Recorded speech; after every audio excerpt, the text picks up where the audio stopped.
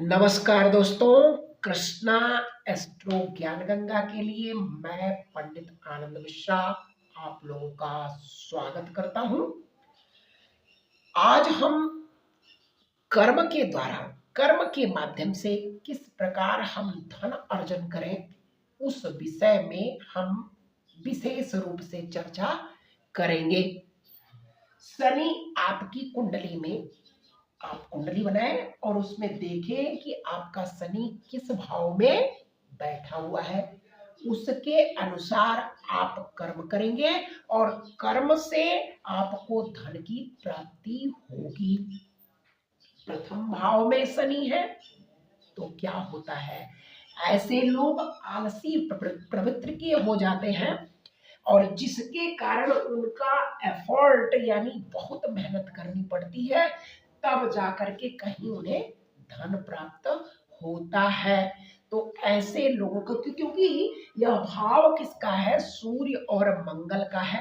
सूर्य यानी सूर्य और मंगल के भाव में, यह भाव तो वही है, नेचुरल रूप से भाव सभी का एक ही होता है और उसके कारक भी एक ही होते हैं, सूर्य और मंगल।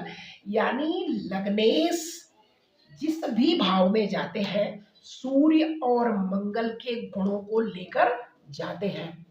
तो शनि महाराज अगर पहले भाव में आए तो सूर्य और शनि का आपस में ही, यानी पिता और पुत्र का संबंध ही खराब होता है, जो एक दूसरे को बिल्कुल, मतलब उनका ऐसा वैचारिक मतभेद होता है जिसकी वजह से वह एक दूसरे से पटती ही नहीं है, यानी एक दूसरे को गाली गलौज देने का कार्यक्रम चालू। अगर शनि इस भाव में हो, यानी दसम भाव में, और सूर्य महाराज चतुर्थ भाव में उपस्थित हो जाए तो शनि की बैंड बज गई। और अगर कहीं मंगल आ जाए तो भी यह स्थिति उत्पन्न हो जाती है। लेकिन मंगल शनि अगर एक ही भाव में उपस्थित हो तो यह चीज उपस्थित नहीं होती, यानी एक दूसरे में लड़ाई नहीं होगी। यानी शेर दो शेरों को एक साथ बैठा दिया जाए, क्या लड़ाई करेंगे? कभी नहीं लड़ाई करेंगे। तो होता क्या है, जब ये आमने सामने यानी टक्कर, मतलब कौन बड़ा है, मैं बड़ा कि तुम बड़ा, ऐसी स्थिति में लड़ाई होती है। तो द्वंद्व यानी लड़ाई की स्थिति कब उत्पन्न होगी, जब मंगल शनि एक दूसरे के आमने सामने होते हैं, या सूर्य शनि एक दूसरे के आमने सामने होते हैं। लेकिन सूर्य शनि अगर इकट्ठा एक भाव में हो तब भी प्रॉब्लम शनि को ही हो जाती है, क्योंकि पिता और पुत्र की लड़ाई में पुत्र हारता ही है।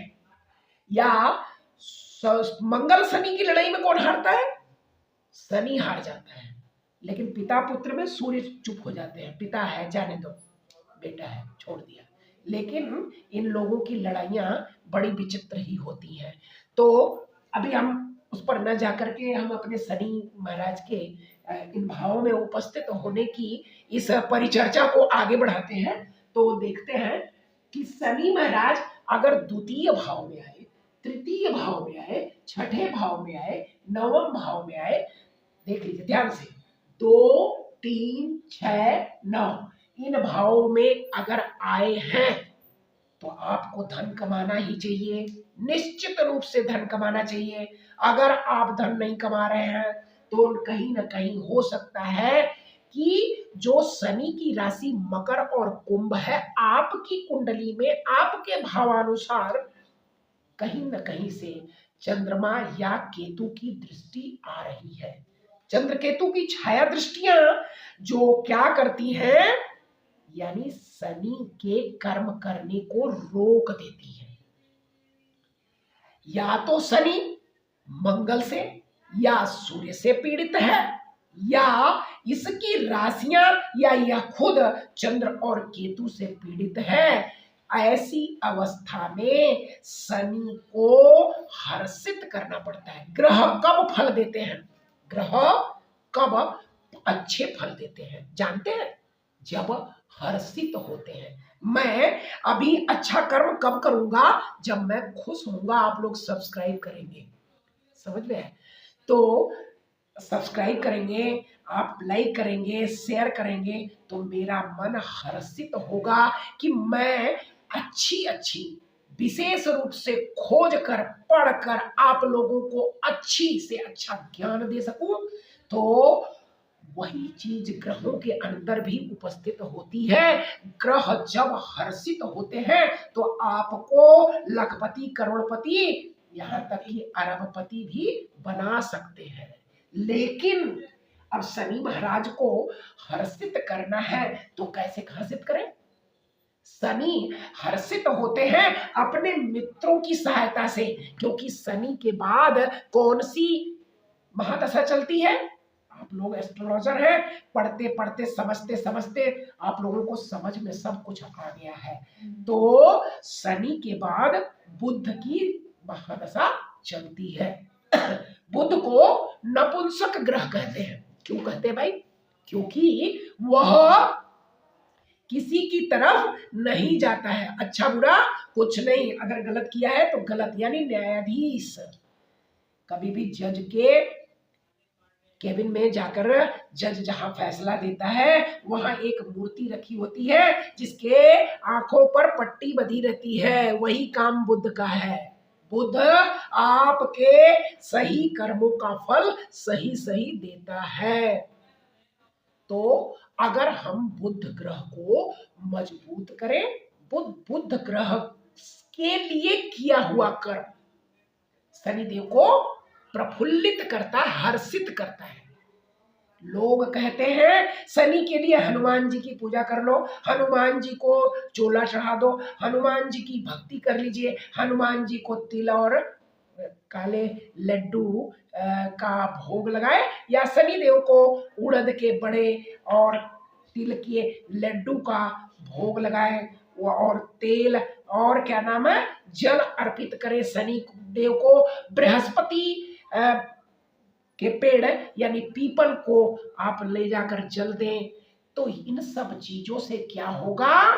शनिदेव शांत हो जाएंगे, लेकिन अच्छे फल नहीं देंगे। अच्छे फल कब देखते हैं? जब हर्षित होते हैं। और हर्षित कब होते हैं? जब बुध की आप सेवा करेंगे। बुध क्या है? नपुंसक, यानी जितने भी ट्रांसजेंडर यानी आपके हिजड़े लोग होते हैं, इनकी सेवा करना, या कोई मृत्यु व्यक्ति है जो लावारिस है, यानी लावारिस लाश के दफन कर्म यानी उसके शव संस्कार में आप थोड़ी सी भी मदद करते हैं तो शनिदेव बड़े ही हर्षित हो जाते हैं। दूसरा चीज, बुध की सेवा करना।